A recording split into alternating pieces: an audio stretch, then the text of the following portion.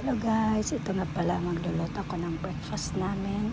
Ayan, naghiwa-hiwa ko ng ham, tapos nilagyan ko ng onion, tapos egg, tapos pinafry ko na siya.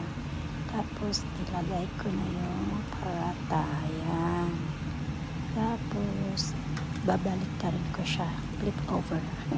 Flip mo siya para yan.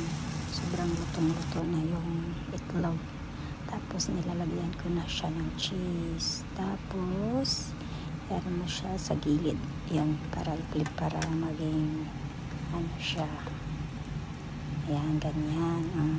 Diba? Ganyan pang simple breakfast ang niluluto ko.